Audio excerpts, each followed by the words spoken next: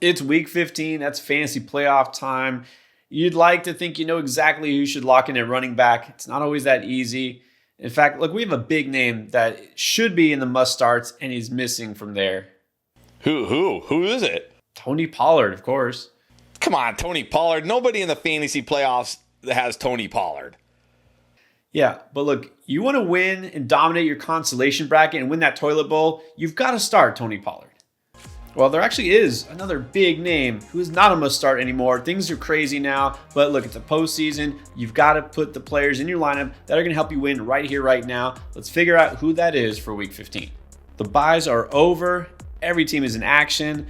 This week, the must starts for your lineup are Christian McCaffrey, Jahmyr Gibbs, Bijan Robinson, Josh Jacobs, James Cook, and Devon Achane if he plays. Before we get ready to lock in that fantasy championship winning lineup, hopefully, do us a favor. We're almost there. We're trying to get to 100,000 subscribers before the season is over. We got a little bit of time left, but each one helps. If you haven't subscribed yet to Fantasy Endgame, please take a second to do so now. Click that subscribe button. On Thursday night, we're going to get the Falcons at the Bucs. And yes, Bijan is still a must start. Tyler Algier is still there at this point. Again, with everything potentially on the line, does he have any value? He shouldn't. I mean, come on. There's no buys. It's the fantasy playoffs. Not only that, this isn't even a great matchup. The Bucs have only allowed one rushing touchdown over the last 4 games, and this guy needs to score to give you something. Can't do it. Yeah, I mean, this whole offense, you can't feel great about outside of Bijan ever since Kirk Cousins was back at quarterback. Again, there are some, let's say, 1B backups, handcuffs, whatever you want to call them, that have flex value this week, but Algier's not one of them. Now, on the other side, Tampa Bay, we were big on Bucky last week. Didn't quite explode, but had a solid game once again against the Falcons at home. I think he should be pretty good again. Yeah, I will say the Falcons over the last 4 games have not allowed more than 75 yards to any running backs. So this is not like a smash spot, but that being said, Bucky Irving's good. He gets the bulk of the touches here. You can't really sit him. He's got to be a strong start. Yeah, I think so. And again, like you said, getting the volume there, that's what matters. The Falcons haven't given up huge games per se, but they are allowing 4.8 yards per carry to running backs over the past month. And look, the way this, for some reason, Bucs pass offense just continues to struggle, they're going to have to lean on Bucky. I mean, their playoff hopes are dwindling. How do you lose to the Saints? But anyways, Bucky Irving, I feel, has got to be a strong start. Anybody else in that backfield, we can just ignore. Now on to the Sunday slate. Let's start with a rematch from just a couple of weeks ago, the Ravens at the Bengals. And so it seems pretty obvious that you want to start Derrick Henry against the Bengals defense. Is that too obvious? I think it might be a little too obvious. The Bengals, for whatever reason, over the last 4 games are only 9th worst against running backs, and they've only allowed 2 100-yard games. That being said, one of those 100-yard games was Derrick Henry. I think you got to start Derrick Henry. Strong start this week. Yeah, we thought he might demolish that defense a couple of weeks ago in week 13. So he was fine, though, over 100 total yards. Oddly, he had like 44 through receiving yardage. Anyways, but over 100 yards and a touchdown. He's more of a really, really, really high floor play. But yeah, I'll take that in my lineup for week 15. All right, now on the Bengals side, Chase Brown. Again, we loved him last week. He did most of his work really by finding the end zone. But hey, points are points, right? Samaje Perine, though, is doing just enough to be irritating to Chase Brown owners. How do you feel about him in part 2 of this rematch? I feel pretty good. We actually saw him start to pull away again last week, played 63% or had 63% of the attempts, ran almost 50% of the routes. He's been so good over the second half of the season here.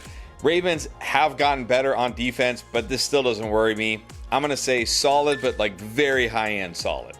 Kind of feel the same way I felt about Henry. Again, last week, Brown didn't have a lot of yardage, but he scored a couple touchdowns.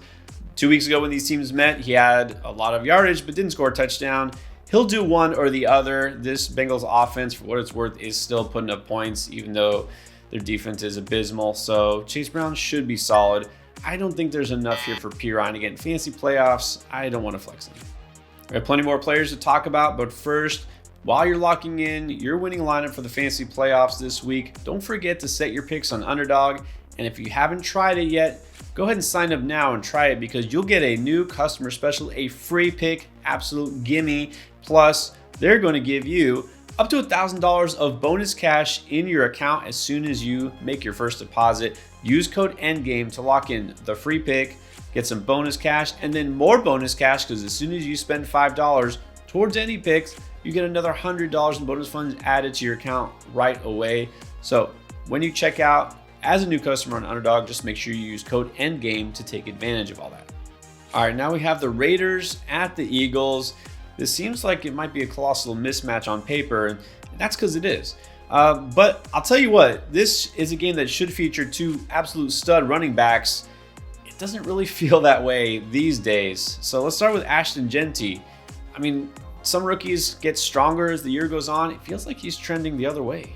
Yeah, it feels like he's trending the other way. Not to mention, now we might be looking at Kenny Pickett starting this game here. I mean, not that Geno Smith was lighting the world on fire or anything. I know the Eagles have not been quite as good defensively lately, but they're not a pushover defense here by any stretch. I'm going to say risky solid this week. And I almost want to say like strong. I almost honestly want to say sit, but I can't say sit for Genty. Risky solid, and I almost feel like that's too high. Well, I'm keeping him exactly where you got him. Very risky solid, like higher than a flex, but just barely.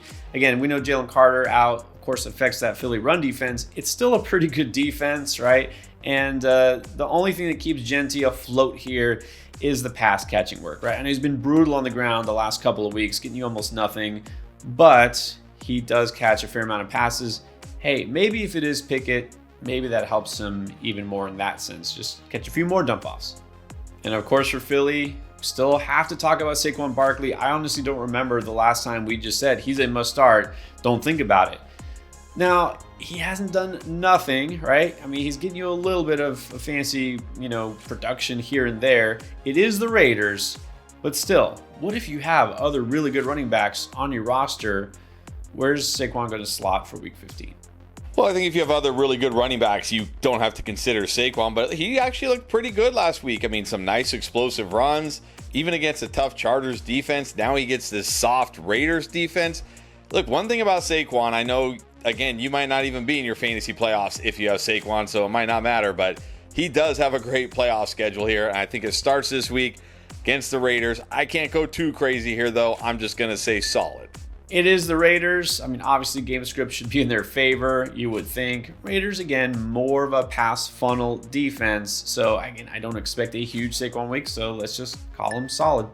Do you want to get advice from Pierre and myself at the tip of your fingertips? Start, sit, waiver wire, trades, and more? Well, you can do all of this and more on our new app, Draft Lane. We have the ability to view your roster, waivers, and more to give you the right feedback to make the perfect choice. Download Draft Lane from the App Store or Google Play, or use these handy QR codes. And first-time users can use code ENDGAME to get 10 free credits and get your questions answered today. Now let's talk Cardinals at Texans.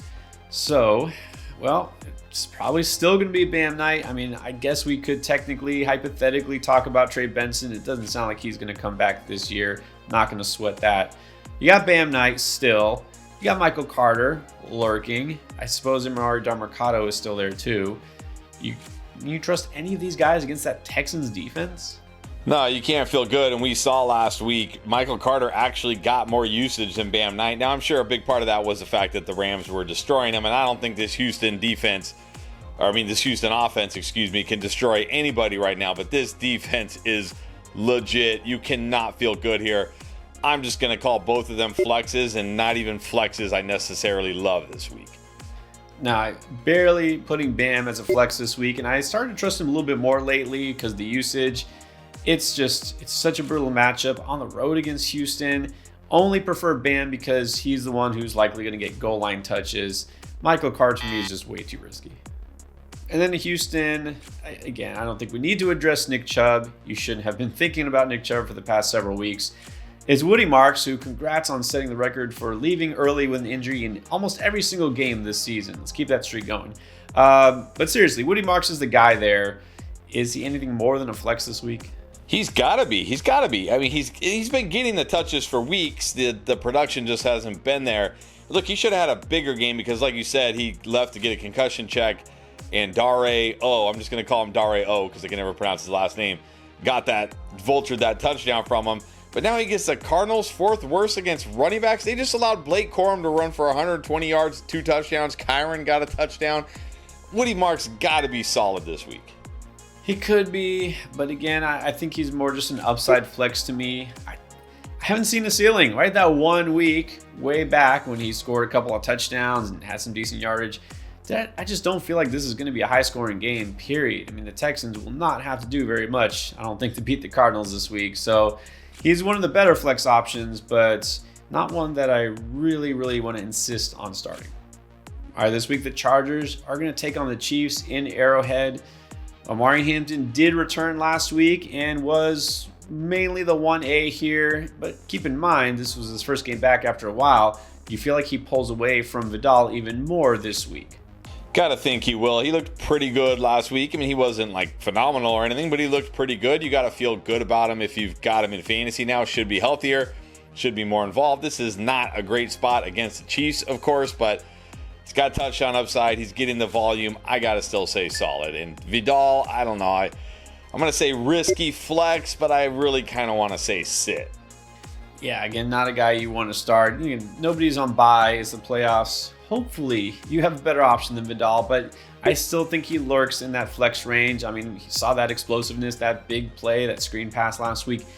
He could do something with the ball in his hands. Hampton is the guy here now, though, so let's put him in that solid tier.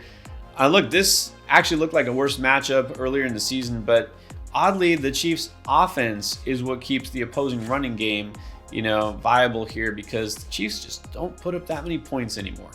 And so because of that, gotta ask, is there any interest these days in this run game? I mean, you can't be that interested. I'll say Kareem Hunt a flex just because he does have touchdown upside. He can pretty much score on any given week.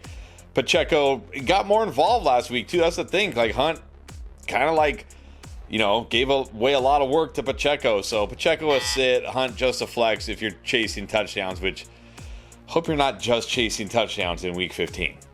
That's a good point. I mean, you definitely prefer Hunt in a non-PPR league.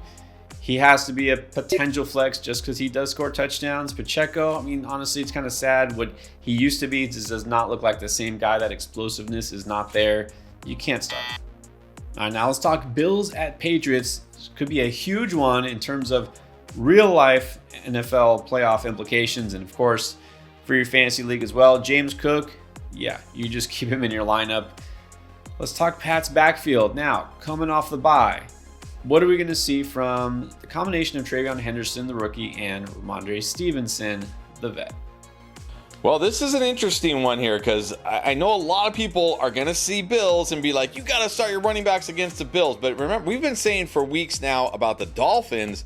The Dolphins' run defense isn't that bad anymore. Well, I think we need to start saying the same thing about the Bills. Ever since they got Shaq Thompson back from injury, they've been much better against the run. They've held the last two opponents, the Steelers and the Bengals, to less than 60 total rushing yards. Those are two good rushing teams. Not only that, in week 13, Ramondre played more snaps, got more carries, and ran more routes than Travion Henderson. This should have been a smash spot for Travion Henderson. Now I feel like I don't even know what to do here. I'm going to say Travion Henderson risky, solid, because he does have that pass catching, that explosive ability. And I'll say Ramondre a strong flex because he could be more involved again. He could be the 1A again, and he's got touchdown upside. Yeah, I'm going to agree with you there. I can't put Ramondre as more than a flex, even if he inexplicably winds up getting more touches than Henderson again. But he could, because I've been saying it all year, and I'll say it again, do not trust Josh McDaniels. He's going to try to mix it up and confuse people, especially fantasy owners. It should be Henderson leading the way. And again, a lot of these rookies get stronger as the season goes on, get that post-bye bump. I do not trust that, but I still prefer Henderson. He's got that big play upside. He's just a more efficient runner. He can do more with the ball in his hands. So I'll say Henderson again, a solid pick, and Ramondre's a flex. All right, Jets Jaguars. Let's start with Breece Hall. Now, you figure a guy like Breece always has some upside any given week, But man, the state of this Jets offense these days and the big unknown now as far as the quarterback situation, it's got to worry you. Yeah, it's got to worry you, but also this is a terrible spot here. Jags have been the third toughest versus running backs over the last 4 games. I'm going to say Breece Hall is a flex. I really just want to say sit, but I mean, if I say Kareem Hunt's a flex, I got to say Breece Hall is at least a flex. Yeah, fair enough. You can't completely sit Breece. I don't want to start him this week. I mean, it's just sad to see how some of these really big name and really talented running backs have fallen, but I mean, look, context matters. He is on a horrible offense, so he is just a flex in a tough road matchup. And then predictably, the Jags backfield was unpredictable again last week, and I think it was probably the 2 fumbles from Bashal Tutin that earned him a seat on the bench, and so that led to Travis Etienne getting 2 touchdowns. What happens this week? Yeah, who knows? Because 2 weeks ago, it looked like Travis Etienne was losing work to not only Tutin, but also to other rookie LaQuint Allen. And then this week, it's like those guys basically went away here. I don't know, but this is the thing. Like Travis Etienne, yes, he can always have weeks like he had 2 weeks ago where he's terrible. But most of the time, he's probably at least going to give you a floor. And it's the Jets this week. I think he's going to be solid. I'm not starting any other running back in this backfield, though. No, I mean, Tutin might not stay in the doghouse this week again, but can't feel great about his workload potentially. So it's way too risky here. Etienne, I almost hate to put him as a solid pick because it never feels solid starting Etienne. He's very volatile, but he does have more upside than all these other flex options, and it's the Jets defense. So come on, Etienne. Let's try to do it 2 weeks in a row. Commanders taking on the Giants. You know, you feel with like the state of these run defenses, you'd love to just put in anybody in those backfields, but then you look at who's in those backfields. In Washington, it's mainly Chris Rodriguez. You know, Bill got a few carries last week, but I'm pretty sure that doesn't matter anymore. Could you start C-Rod though? Yeah, I mean, I'm going to say a strong flex. So I would prefer him over guys, like Breece or Kareem Hunt for sure, just because the matchup is so good. Second most points allowed to running backs for the Giants over the last month here. He doesn't have tremendous upside because he's not a workhorse, but in this matchup against this defense, I think he can score and give you a pretty high floor at least. Yeah, when you look at playoff strength of schedule, and we eyeballed this a couple of weeks ago, it almost feels like a waste, right? It's like a wasted opportunity. Washington's such a nice playoff schedule for, these opposing rush defenses. And all we got is Chris Rodriguez Jr. He's a strong flex. He could score, but man, the way this offense was looking last week and the way the defense has been looking, only because it's the Giants. Speaking of the Giants, are we going to go back to some sort of a committee here with Devin Singletary and Tyrone Tracy coming off of their bye? Probably. I mean, maybe Singletary gets more touches, but maybe not. Because remember, Tracy got banged up in that game. So who knows? I'm also just going to say both these guys, strong flexes this week. I think they can both give you very high floors. It's the Commanders defense, like you said. They've been terrible. These guys don't have massive ceilings necessarily. But again, if you're just looking for a high floor flex plays, they'll get it done for you. Yeah, exactly. I definitely don't want to have to pick from a Giants running back in week 15. But it's the Commanders defense, and I'll just say I think I've got to give the edge to Singletary just because we did see him get more work, before the bye. I don't feel like all of a sudden they're going to change things up dramatically. So if I had to pick one, it would be Singletary, but they're just flexes. Now we got the Browns at the Bears. All right, let's talk Quinshon Judkins. Been solid. You got to be encouraged by what we saw with Shedeur Sanders putting up some numbers last week. Maybe this helps out the rushing offense a little bit. Maybe. Judkins has been, pretty solid here. And one thing is, how did Kevin Stefanski win Coach of the Year so many times, by the way? This guy, we know if they get near the goal line or if it's a crucial 2-point conversion, they're going to run some lame wildcat with Quinshon Judkins that the entire NFL has seen now and is tricking nobody. So he's always got that, potential for fantasy there. But look, the Bears are allowing 5 yards per carry and they've given up 3 touchdowns over the last 4 games.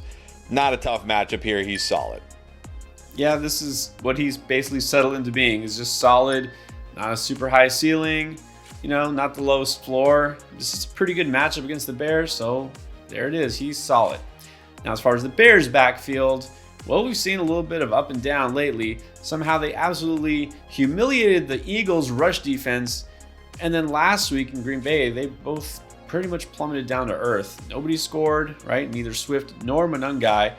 And you weren't really happy if you started them. Are you going to be happy this week against this Browns run defense? Well, to me, the big question is which Browns run defense are we going to get? Over the last 4 games, they've allowed 5.5 yards per carry to the Ravens and the Titans. The Titans, we talked about Tony Pollard, just ran wild all over this defense. But then they also allowed only 2.8 yards per carry to the 49ers and the Raiders. I think the question that's impossible to answer, but that actually matters, is which Browns run defense are we getting this week? I'm going to say Swift. I'm going to say risky solid because he did still get most of the touches. He catches the passes, and he got all the inside the 5 carries last week. And I'll say Monangai just a flex. Well, I will say the game script should be much better for the Bears, and that was a problem last week against the Packers, right? They were pretty much playing from behind as a very tough defense. The Browns, sometimes are a tough defense, and sometimes they choose to just not tackle players like Tony Pollard. So, yeah, I mean, you're right. We don't exactly know what we're going to get here, but they should be at least high upside flexes. The problem is I don't know which guy might score a touchdown, so it's almost going to be hard to pick one. All right, now Panthers at the Saints. This is actually an important game for the Panthers, right? And the Saints just come off an upset of Tampa Bay, so let's see how this goes. But more importantly, let's see what happens in that Panthers backfield. Remember, right before the bye week, we sort of saw a shift. Now, it's not like Chuba took back over control, but there was like a 50-50 split here when Rico Dowdle had been the man. What do we get this week? Who knows? I do kind of feel like Canales wants Chuba to be the guy, but that doesn't mean Chuba's going to be the guy. And if one guy's running better, he may take over. Saints not a tough matchup here. 10th most points allowed to running backs over the last 4, but you got to feel like it's going to be more of a 50-50. So I'm just going to say both these guys strong flexes. All right, so I'm going to put Chuba as a strong flex. And this, just clarifies, a total gut call here, right?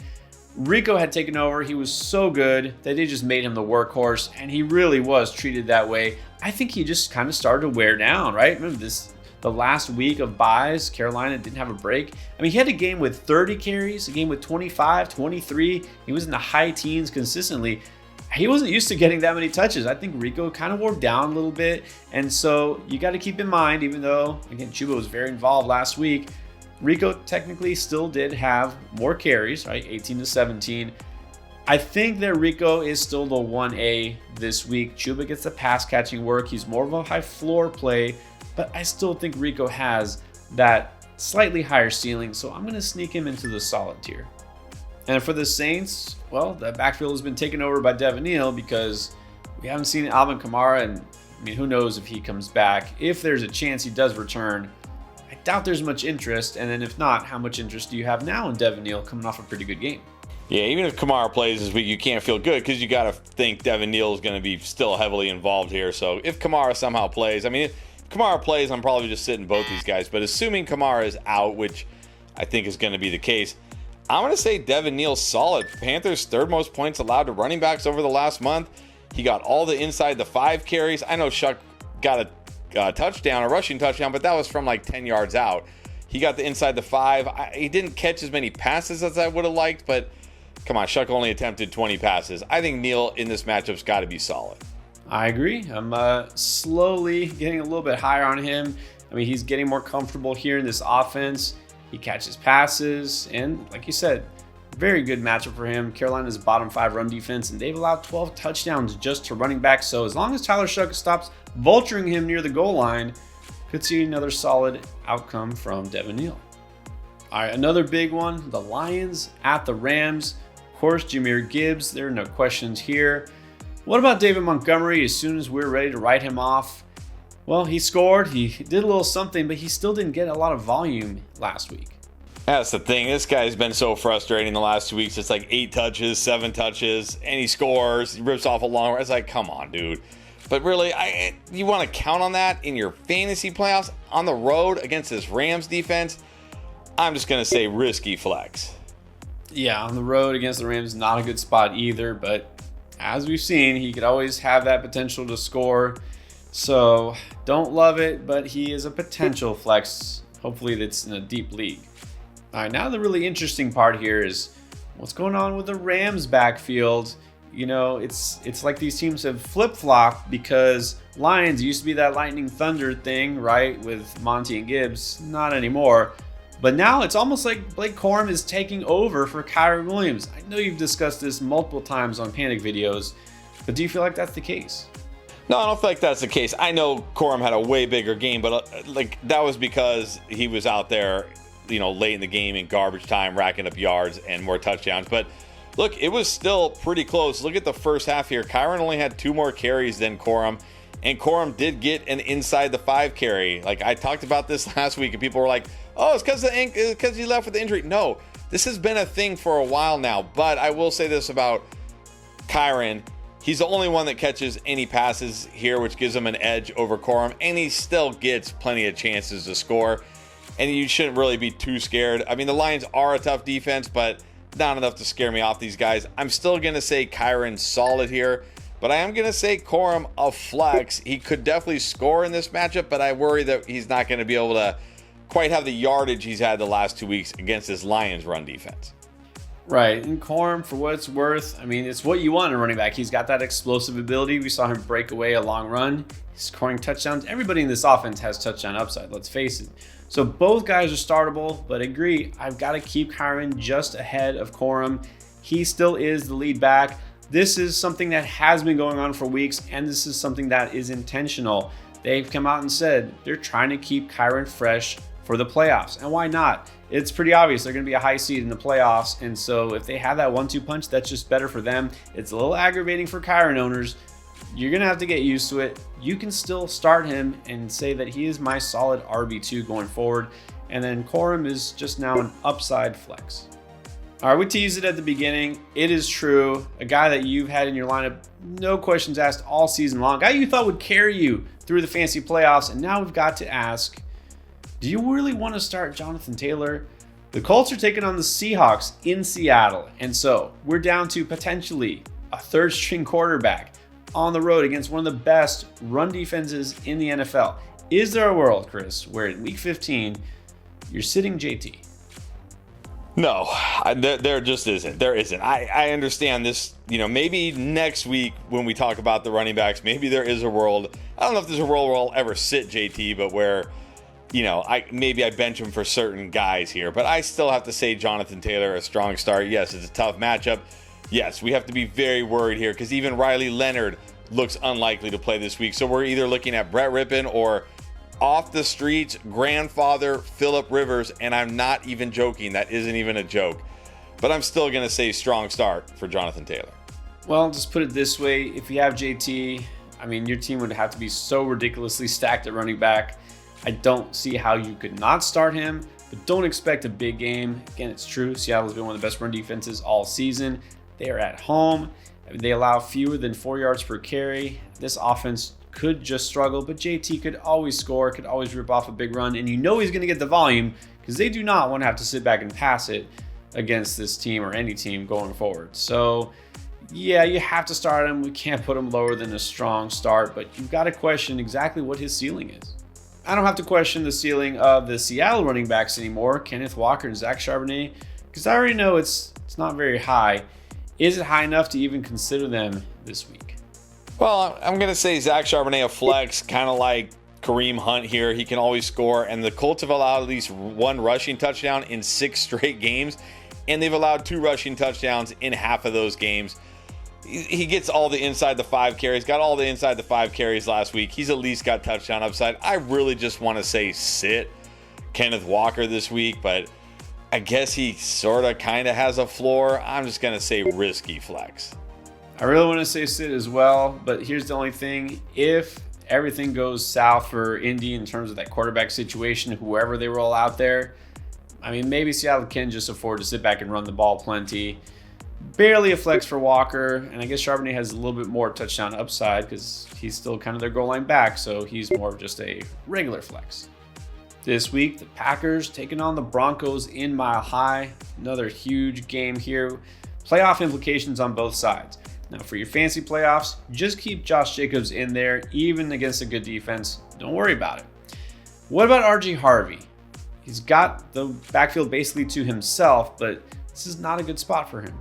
Well, it's not a good spot, but it's not a terrible spot. It's not Commanders or the Raiders, that's for sure. But the Packers have not been very strong against the run as of late. What I really was encouraged by last week, I talked about this on last week's running back video and said, I don't know why he didn't run many routes or get targeted. I got to think that will change. It definitely changed here. He ran a ton of routes, still getting all the work, all the goal line work here. So you can't go quite as high as I was last week on him, or as we were last week on him because of the matchup, but he still has to be a very solid start this week. Agree. Actually, I'm going to put him at the higher end of that solid tier. Got him above a few other running backs who we've already said are solid. Look, this guy always has a chance to score. He's been doing it consistently. And as you mentioned last week, his season high target share, 6 catches. He's got that really high floor, plus I think a ceiling for more. He hasn't really broken out as a rusher strictly yet, but look, maybe this is the game. Again, I'm not betting on it, but I think he's still a possible RB2 in your fantasy playoffs. Titans are taking on the 49ers this week, and yeah, we do have one must start in this matchup. No, it's on the 49ers side. It's Christian McCaffrey. All right, what about Tony Pollard? Maybe the most random game from any player this season. I'm not even going to ask if he could do it again because, of course, he probably won't. But does this put him on the map in terms of fantasy? I guess. I really, really don't want to chase last week. We're talking about a guy that was completely droppable in fantasy going against what should be one of the best run defenses and doing that. Now, I know the 49ers defense, not an elite defense here, but I also feel pretty strongly that the Titans are not going to be winning this game against the 49ers. So he only ran 3 routes last week. He could easily get game scripted out of here, not score a touchdown. I'll say a flex, and I don't even want to go that high, but fine, flex. Exactly. You said it all, and I really didn't even want to put him on the waiver wire video, and he is out there in a lot of leagues. And why? Because he was dropped, because he hadn't done hardly anything all season. This was random. Look, let's face it, this was more about the Browns just really wanting this season to be over and letting him run wild. The 49ers still got a lot to play for, and I don't think game script will be in his favor, so you could flex him, but be prepared for disappointment. On Sunday night, the Vikings going to Dallas to take on the Cowboys. Well, let's start with the Minnesota side here. The offense actually looked better. Now they get this Cowboys defense. Is this a chance for them to maybe pick up some momentum? We're talking running backs here, so let's go Aaron Jones, Jordan Mason. Do you like either of these guys? They're okay. This isn't as good a spot as the Commanders. I know the Cowboys defense has been better against the run, but still not great. They've allowed 4 touchdowns over the last 4 games. Jordan Mason still has chances to score here. I'll say he's a flex, and then I'll say Aaron Jones more of a strong flex. I can't go too high here. He does give you a floor, but it has been closer to a 50-50 in terms of on the ground here than I would like, so just flexes. Well, I think Aaron Jones might be a little more valuable this week. Last week, solid 76 yards on the ground. He's actually been really efficient as a runner since coming back from injury. He's up to 4.6 yards per carry on the season. But that was the Commanders. That was a joke of a game. So he won't be probably as valuable on the ground because the way you attack Dallas and the way you need to attack Dallas is through the air because they put up points and they give up points through the air.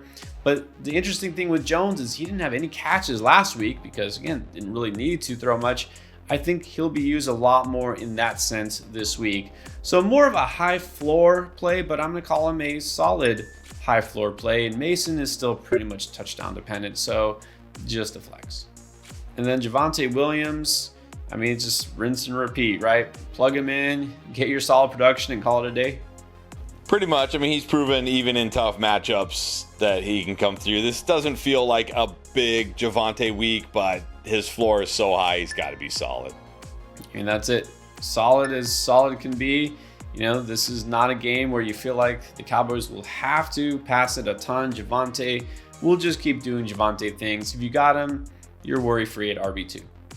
And then Monday night, Wouldn't have thought it a few weeks ago, but two teams still in the playoff hunt, the Dolphins and the Steelers in Pittsburgh here. Now, big question with Devon Achane, is he going to be good to go?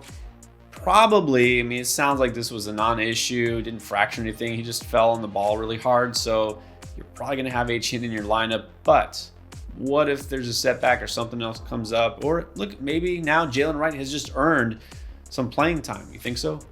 Well, he's probably earned some playing time, but not enough for me to start him. But I will say, if Achane does miss this game, which, yeah, it doesn't sound likely, but we know it's always a possibility, I'm going to say Jalen Wright's solid here. Steelers allowing 4.7 yards per carry the last 4 games.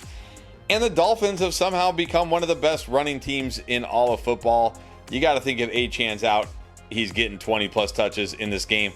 I will not start Ollie Gordon, though. He was out-carried 14-5 in the second half. No targets here. Like, he's got to score just so you don't regret this start. Yeah, exactly. Either way, Gordon is probably out. I guess if Achane is completely sitting, which I don't expect, you could flex him, but you probably shouldn't. But Jalen Wright, I'll say, is a high upside flex, but only if Achane is out. There's just not going to be enough touches for him if Achane plays. And then Pittsburgh, we still got that 1-2 punch. Jalen Warren, Kenneth Gainwell, who hits harder this week?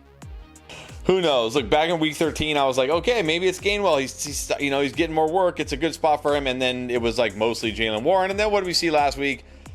Back to a split. Actually, we saw more Gainwell last week. So who really knows here?